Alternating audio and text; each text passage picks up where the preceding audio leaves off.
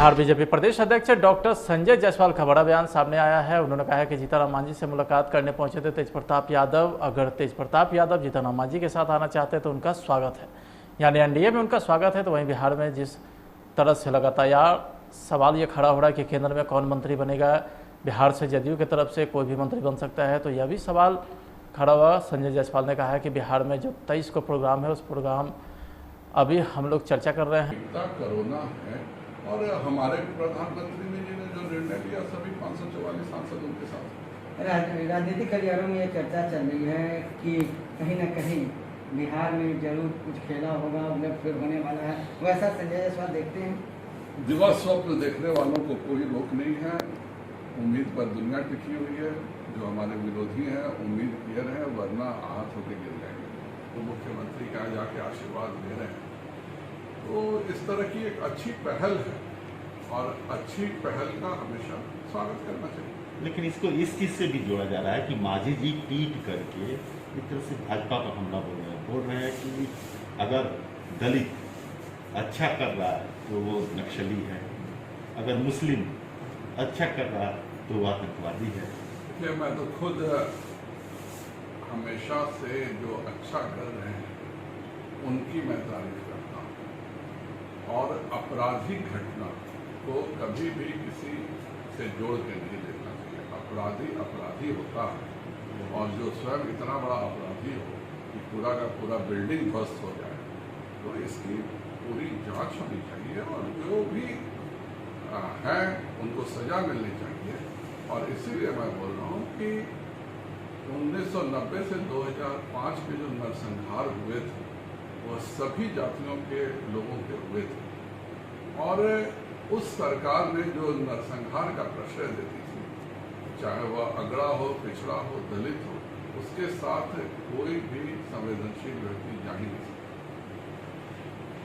मुकेश सहनी भी मुखर हो गए हैं। जीतनराम मांझी और मुकेश सहनी के बीच एक बैठक भी हुई थी, मुलाकात भी हुई थी। उसके बाद दोनों नेता अपने अपने स्तर से मुखर हो गए। मुकेश सहनी ने विधायक और एमएलसी फंड के वकालत में फिर से बहाल करने के लिए, ये तो राज्य का मामला है या विधायकों, विधान पार्षदों का, मंत्रियों का मामला है। इस पर मैं कोई टिप्पणी नहीं करूंगा। सांसद के तौर पे हमसे हमारी राशि मांगी गई है। प्रधानमंत्री जी ने कहा कि सभी सांसदों को राशि देनी चाहिए, और हम सभी ने अपनी राशि दी है। उपयोग तो यही है कि उसका सदुपयोग हो, और जब इस तरह की कोई आवश्यकता है और केंद्र सरकार ने राशि मांगा तो हम सभी सांसदों ने अपनी राशि। आप चिकित्सक हैं, कोरोना काल में बिहार सरकार की जो भी कामयाबी रही आप उससे वाकिफ हैं, लेकिन मौत को लेकर के, मौत के आंकड़ों को लेकर के हाई कोर्ट जब संज्ञान लेता है तो आंकड़े अकस्मात 73% उछल जाते हैं मौत के आंकड़े। अभी भी उसमें सुधार की बात हो रही है। यह हाईकोर्ट का संज्ञान लेने की बात नहीं थी, यह हम सभी की चिंता थी। हम सब जनप्रतिनिधि हैं, और बहुत सारे ऐसे प्राइवेट अस्पताल थे, बहुत सारे ऐसे चीज़ें थी जहाँ पर मृत्यु हुई थी। किसी की आज मृत्यु हो गई, RT-PCR का जांच हुआ, उस समय उसको डेथ सर्टिफिकेट कुछ और मिल गया। जब 3 दिन बाद RT-PCR रिपोर्ट उसकी पॉजिटिव आती है तो उसका डेथ सर्टिफिकेट निश्चित तौर पे जब उस तरह से होना चाहिए था का सदुपयोग हो, और जब इस तरह की कोई आवश्यकता है और केंद्र सरकार ने राशि मांगा तो हम सभी सांसदों ने अपनी राशि। आप चिकित्सक हैं, कोरोना काल में बिहार सरकार की जो भी कामयाबी रही आप उससे वाकिफ हैं, लेकिन मौत को लेकर के, मौत के आंकड़ों को लेकर के हाई कोर्ट जब संज्ञान लेता है तो आंकड़े अकस्मात 73% उछल जाते हैं मौत के आंकड़े। अभी भी उसमें सुधार की बात हो रही है।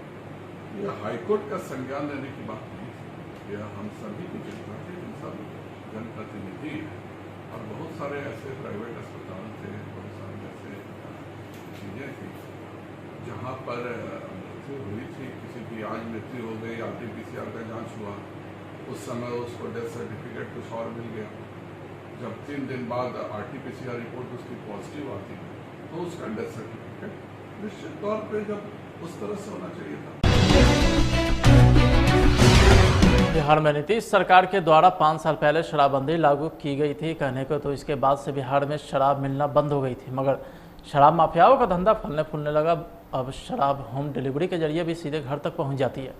बिहार पुलिस को शराब के खिलाफ कार्रवाई करने के कड़े दिशा निर्देश भी मिले हुए हैं। इसके बाद से पुलिस लगातार शराब माफियाओं पर नकेल कसने में लगी रहती है। ताज़ा मामला राजधानी पटना से सामने आया है, जहां दीघा से पुलिस ने 5 शराब तस्करों को गिरफ्तार किया है।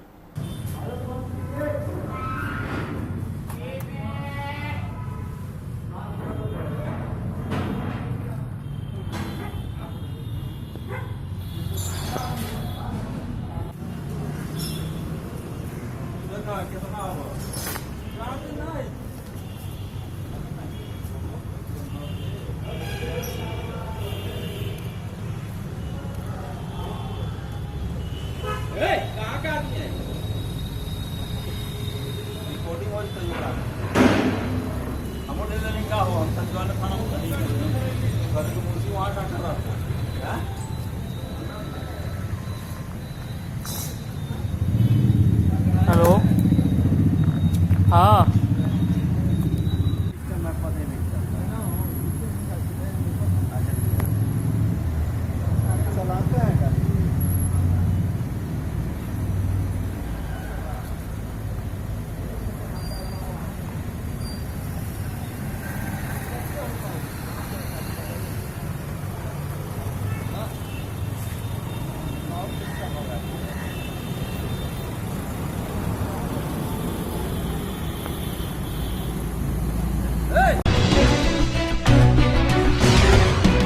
लालू के बड़े लाल और मांझी की मुलाकात के बाद बदले एनडीए नेताओं के सुर। सुशील मोदी ने सफाई दी और कहा है कि कल की मुलाकात को औपचारिक बताया और भाजपा जदयू में लगातार बयानबाजी को लेकर के भी उन्होंने ट्वीट के माध्यम से नेताओं को नसीहत देते हुए बेतुका बयानबाजी से बचने को कहा है और संगठन को मजबूत व मानवता की रक्षा करने की भी बात कही है।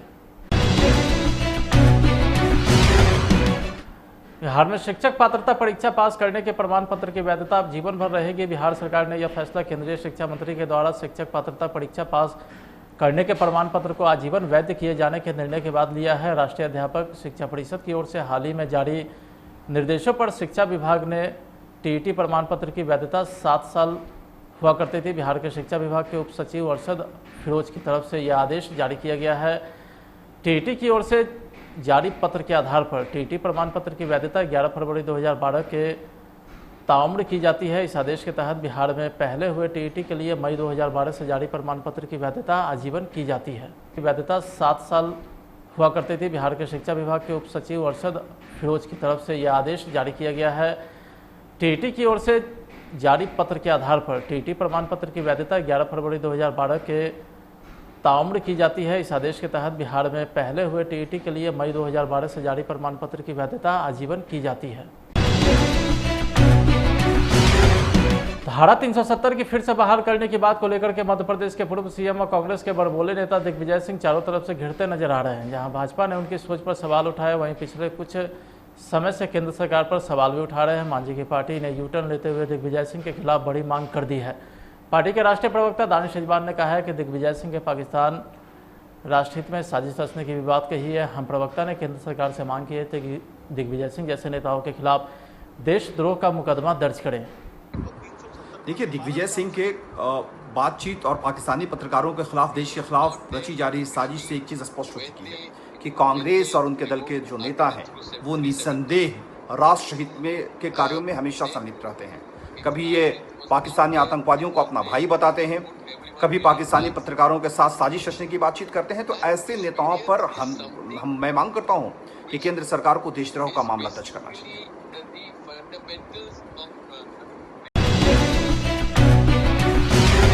पटना के खगौल लक्ष्य से एम्स जाने वाली सड़क पर तेज रफ्तार तेल टैंकर ने ऑटो कार में जोरदार टक्कर मार दिया है। इस भीषण सड़क हादसे में ऑन स्पॉट कार सवार 3 युवक की मौत हो गई, जबकि 2 अन्य युवक गंभीर रूप से जख्मी हैं। मौके पर मौजूद लोगों और पुलिस की मदद से इस भीषण सड़क हादसे के बाद घायलों को एम्स के नज़दीक एक निजी अस्पताल में भर्ती कराया गया है, जहां चिकित्सक ने 3 युवक को मृत घोषित कर दिया। तो वहीं अन्य 2 घायल का हालत चिंताजनक बताई जा रही है। मृतक व घायल के परिजनों को जब खबर मिली तो परिजनों में कोहराम मच गया। दुर्घटना की खबर मिलने के बाद विधायक गोपाल और रविदास अस्पताल पहुंचे और घटना पर अफसोस भी जताया। विधायक ने सड़क जाम घटनास्थल पर पहुंचे और लोगों से समझा बुझा करके सड़क जाम को समाप्त करवाया।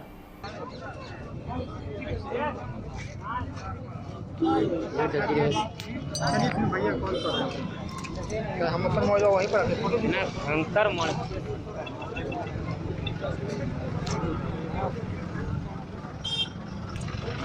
में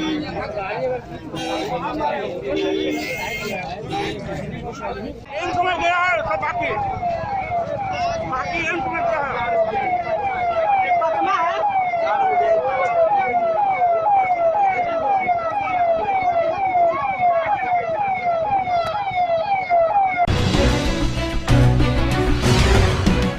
औरंगाबाद जिले में जिला परिषद के सभागार में जिला पंचायत संसाधन केंद्र भवन का निर्माण दीनदयाल उपाध्याय पंचायत सशक्तिकरण पुरस्कार के तहत रफीगंज डाक बंगला के रिक्त भूखंड पर पार्क का निर्माण, नवीनगर निरीक्षण गृह व गो निरीक्षण गृह का चहारदीवारी निर्माण व अन्य निर्माण कार्यों का शिलान्यास कार्यक्रम जिला परिषद औरंगाबाद के अध्यक्ष नीतू सिंह के कर कमलों के द्वारा किया गया।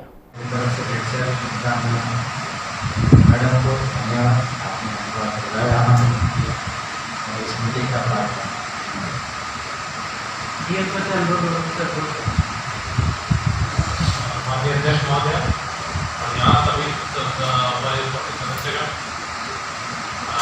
इस जिले का हमारा जो 1.5 साल का दौर रहा है, यहाँ के जनप्रतिनिधि काफ़ी बेहतर काम करके आए हैं across the party line, across post की, चाहे नगर परिषद के हो, चाहे जिला परिषद के हो, चाहे हमारे यहाँ के MPA वाले हो, सभी ने को लेकर, मरीजों को लेकर आपको हमेशा तत्पर रहे थे।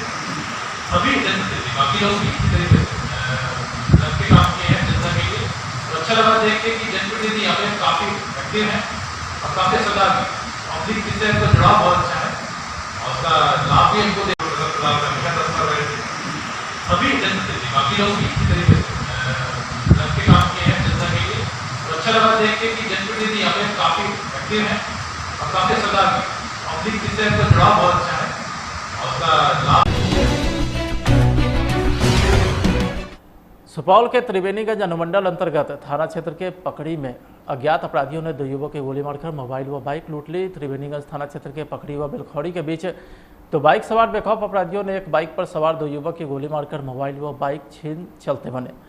गोली लगे युवक में अमृत आनंद यादव जो जदिया थाना क्षेत्र के मानगंज पश्चिमी पंचायत का है, तो वहीं दूसरा युवक गोविंद कुमार छातापुर थाना क्षेत्र के सिंगवाड़ा पंचायत का रहने वाला बताया जाता है। दोनों एक साथ बाइक पर किसी रिश्तेदार के यहाँ से दाह संस्कार में शामिल होकर अपने घर वापस लौट रहे थे।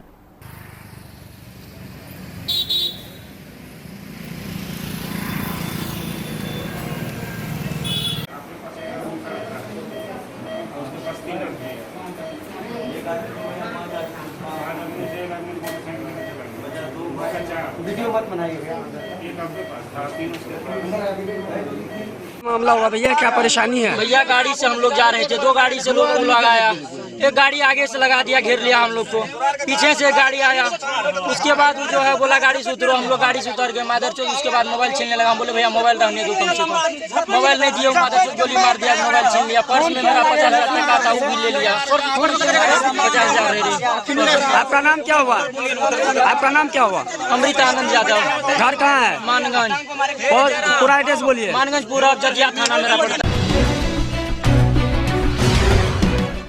डीजल और पेट्रोल के मूल्य में लगातार हो रही बढ़ोतरी को लेकर मुजफ्फरपुर कांग्रेस कमेटी ने शहर के स्टेशन रोड स्थित पेट्रोल पंप के समीप 1 दिवसीय धरना प्रदर्शन किया। जिलाध्यक्ष अरविंद मुकुल के नेतृत्व में कांग्रेस नेता व कार्यकर्ता ने जमकर प्रदर्शन किया। जिलाध्यक्ष अरविंद कुमार मुकुल ने कहा कि कांग्रेस की सरकार में आधे से कम कीमत पर पेट्रोल मिलता था, लेकिन अभी क्या बात है कि दिन प्रतिदिन पेट्रोल के दामों में वृद्धि हो रही है। सरसों तेल का दाम भी 200 रुपये से ज़्यादा हो गया है।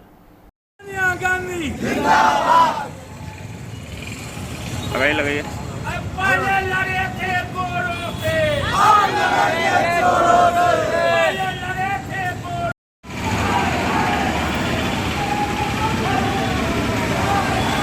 इसलिए धरना दे रहे हैं आज। अखिल भारतीय कांग्रेस कमेटी के निर्देशानुसार मुजफ्फरपुर जिला कांग्रेस कमेटी के तत्वाधान में बढ़ते डीजल पेट्रोल मूल्य वृद्धि के खिलाफ LK Bose petrol pump railway station near petrol pump के समीप हम लोग धरना दिए हुए हैं। हम लोग की मांगे है कि इतना ज़्यादा पेट्रोल डीजल का जो दाम बढ़ा है, जिससे तमाम किसान मजदूर और महंगाई बढ़ रहा है, और हम लोग के कांग्रेस सरकार में आधा से भी कम पेट्रोल की दाम थी।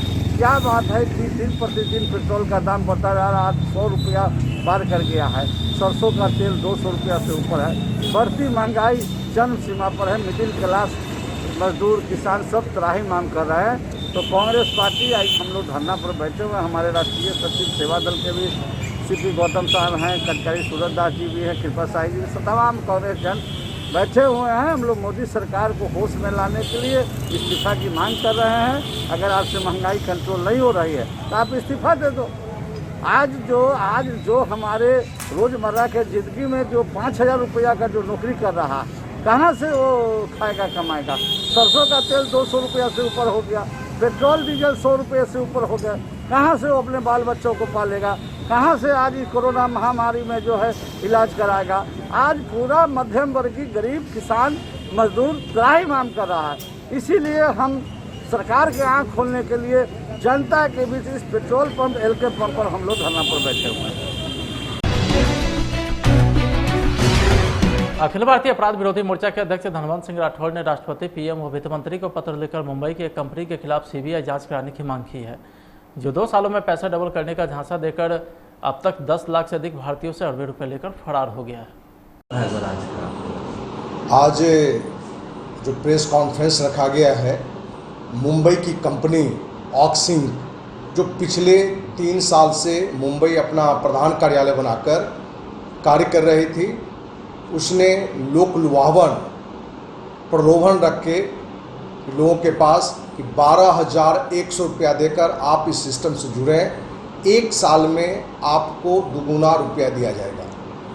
उस क्रम में उसने कुछ विज्ञापन दिया था कि जिस विज्ञापन को आप सिर्फ देखेंगे और लोगों में शेयर करेंगे तो ये आपको दुगुना पैसा मिलेगा।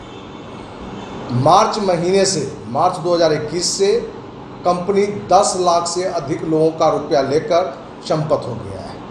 कहने का मतलब कि 1,000 करोड़ से अधिक रुपए का कंपनी के द्वारा घपला किया गया है।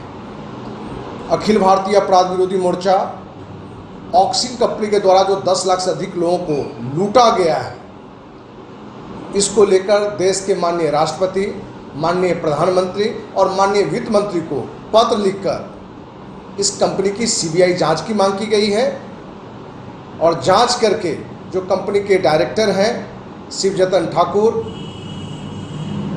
मुकेश कुमार या जो भी इसमें संलिप्त हैं उन पर कार्रवाई हो, उसकी संपत्ति जब्त कर देश के 10 लाख से अधिक लोगों का पैसा वापस किया जाए।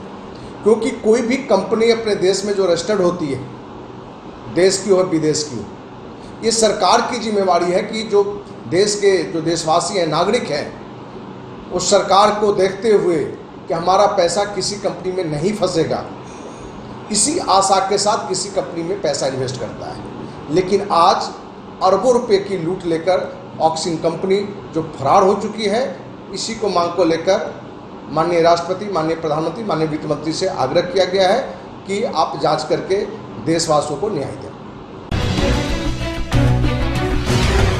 बरसों से बंद पड़े महंत दर्शन दास हॉस्पिटल पर चला मुजफ्फरपुर प्रशासन का डंडा। मुजफ्फरपुर के मनियारी थाना क्षेत्र के हॉस्पिटल चौक स्थित महंत दर्शन दास हॉस्पिटल जो लगभग 30 सालों से एक बार फिर से जिला प्रशासन और स्वास्थ्य विभाग की तत्परता के कारण शुरू करवाया गया, सालों से हॉस्पिटल परिसर में अतिक्रमण जमाए बैठे लोगों के खिलाफ शनिवार को मनियारी थाना अध्यक्ष अजय पासवान और कुर्नी के सीएम रंबू ठाकुर के द्वारा संयुक्त कार्रवाई की गई। परिसर को अतिक्रमण मुक्त कराने को लेकर दल बदल के साथ प्रशासन अस्पताल पहुंचे और कुर्नी सीओ ने बताया कि परिसर में जितने लोग थे सभी को 1 सप्ताह का समय दिया गया है। अगर शनिवार तो वो लोग जगह खाली नहीं करते हैं तो सोमवार को बलपूर्वक हटाया जाएगा। क्या कुछ कार्रवाई की गई है? अतिक्रमण हटाने की कार्रवाई की गई है। जो मेन बिल्डिंग है, ठीक है, उसमें जो भी था उसको हटा दिया गया है। ऊपर सुमंजिला जो बिल्डिंग में है, सुमंजिला बिल्डिंग का ऊपरी प्रथम तल खाली करा दिया गया है। यहाँ नीचे जो है ना कुछ एक डॉक्टर बैठते थे पहले से, वो बैठे हुए थे, उनको तत्काल रोक दिया, मतलब तत्काल उनको नहीं किया गया है। लेकिन परिसर में जितने लोग थे सभी को 1 सप्ताह का समय दिया गया है। क्योंकि पारिवारिक लोग हैं, 1 सप्ताह का समय उनको दिया गया है। अगले शनिवार तक वे लोग खाली नहीं करते हैं स्वेच्छा से, तो सोमवार को बलपूर्वक खाली करते हैं।